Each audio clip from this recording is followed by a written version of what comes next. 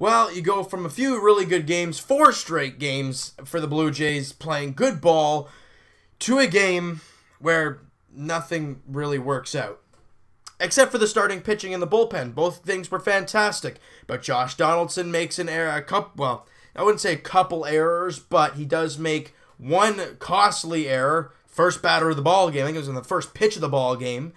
And the leadoff runner gets on base. Then, I think it was a couple batters later, he has another ground ball to roll a double play. Whoop, bobbles it. Has to take the out at first. Then, line drive at Teoscar Hernandez. He gets a bad read on the ball. It goes over his head. 1 run scores. Line drive to center. Kevin Pillar misreads it. It's off the wall. He would have caught it if he had a good read on it. Did not. Did not catch the ball. Jays down 2-0. That's all. That's basically all it was. That was the whole... Both runs were unearned by Marcus Stroman. He pitched a very, very good 6 innings. The lone run for the Blue Jays was a bloop RBI double from Richard Urania in the 3rd inning, but then the Jays literally could not do anything else with runners in scoring position. They had opportunities, runners on the corners, 1 out. I think it was early in the ball game. I think it was in the was it the 2nd or 3rd? I think it was the 2nd and the 3rd inning. Or maybe even the 3rd and the 4th. I'm not sure exactly which innings it was. The Jays had runners at 1st and 3rd with 1 out. Couldn't score a run. In the very next inning, whichever inning that may be, 2nd and 3rd, 1 out. Can't score a run. That's where you lose. Those are your 2 big opportunities in the ball game to score runs, to drive in runs, and you can't do it, and you can't get any other opportunities as you ground into a ton more double plays the Blue Jays have done all season long, and you lose 2-1 to the Baltimore Orioles. That's that. That's it. That's all it was. The Jays couldn't get a clutch hit in those couple innings, and they couldn't make routine plays. That's it. If Donaldson made that first play, it would have been a 7-pitch first inning. If he made the double play, no runs would have scored in that first inning. That's it. And it would have been a 1-0 Jays. Well, it would have been 1-0 at least from what we can tell, because you never know what would have happened after that. But if what we looked at, the way the game shaped up today, it would have been a 1-0 Jays lead into the bottom of the 9th, and whoever comes out to close, closes it. But instead, you make a costly error, and your team loses. That's it. It sucks. But you got to grab positives. Now, the first positive has nothing to do with the Toronto Blue Jays as a team. The Vancouver Canadians, the other minor league team for the Blue Jays. It goes Vancouver Canadians, Lansing Lugnuts, Dunedin Blue Jays, New Hampshire, Buffalo, and then the Blue Jays. The Vancouver Canadians, where we have a couple of other prospects, Logan Warmoth, Nate Pearson, 2 of our first-round picks this year. Riley Adams, I think was like a 3rd-round pick. He's a catcher. Samad Taylor, we got in the Joe Smith trade. I think he's 19 years old down there.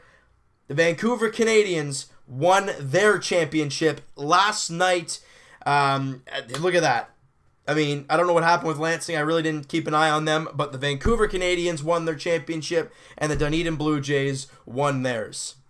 The future is bright for the Jays. We just got to be patient, keep getting more prospects, develop them right, and look, we have some prospects on our team right now that look pretty darn good. Let's talk a little bit about them. Obviously, we didn't see Luis Santos in this game. However, Richard Urania went 1 for 4 with the bloop RBI double, the only run that scored in this game. First off, Kendrys Morales had a great night, went 3 for 4, and looked very good at the plate, and he was aggressive. He was, like I said, 3 for 4, raising his average to 250 on the season. He looked very, very good in this one. Teoscar Hernandez went 1 for 2 and scored the run, obviously. And look what happened. Teoscar Hernandez doubles. Who knocks him in? Richard Urania. The youngsters are doing, they're the only guys really that are getting it done. I mean, there are, the odd time here and there. We see Luke Maley do it last night. You sometimes see a Donaldson home run, Bautista home run, Morales, so once in a while. But as of late, it's been these young guys getting the job done. Now, pitching-wise, like I said, Marcus Stroman went 6 innings, gave up 6 hits, 2 runs. Neither were earned, walked 3. The umpire zone for both teams was very small, very, very tight. But Marcus Stroman also did strike out 7 guys, dropping his ERA to 3.08. Fantastic. Dominic Leone came out in the Carlos Ramirez, the other youngster, came out in the 7th inning, walked a batter, didn't give up a hit, and and struck out 2 guys, continues his scoreless inning streak at 9 innings. Now, if you look at it, I know he's a reliever, and I know he's not a starter. He's pitched 9 innings, a complete game. So you can kind of get a little bit of a read on how he is. Well, he has struck out 9 guys and walked 2. Very solid, and his whip is unbelievable. Before this ball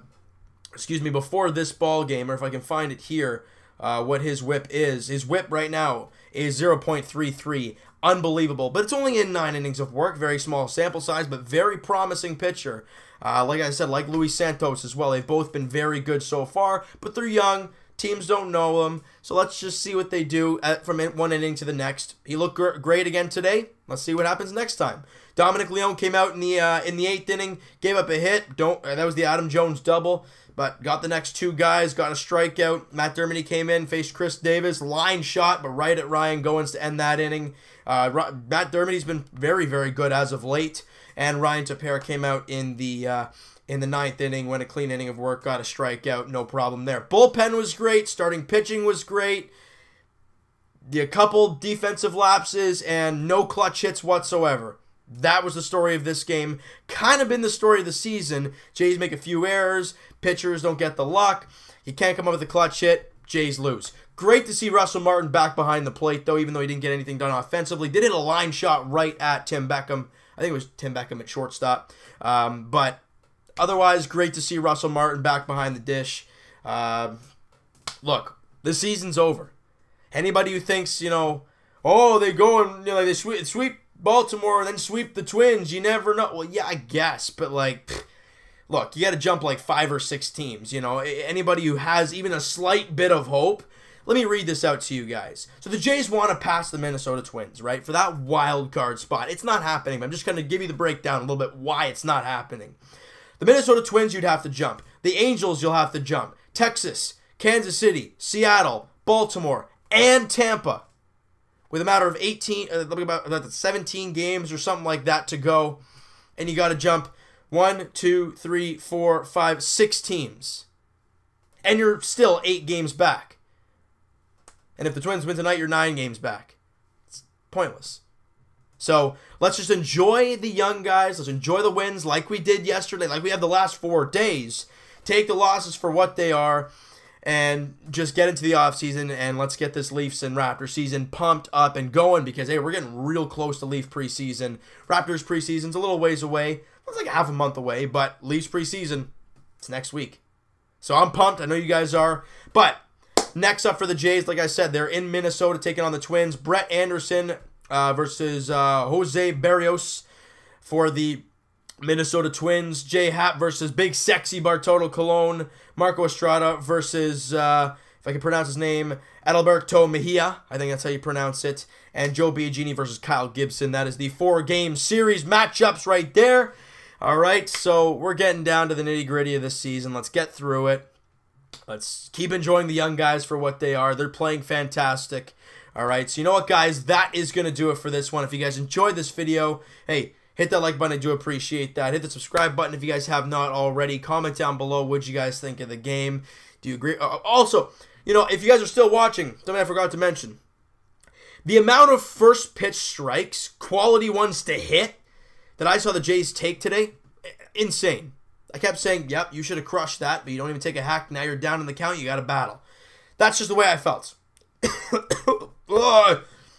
Every time I do a video, I swear I feel like I have to do that. Anyways, let me know what you guys think about the video. Let me know what you guys thought about, do you guys agree with me on the whole first pitch strike thing?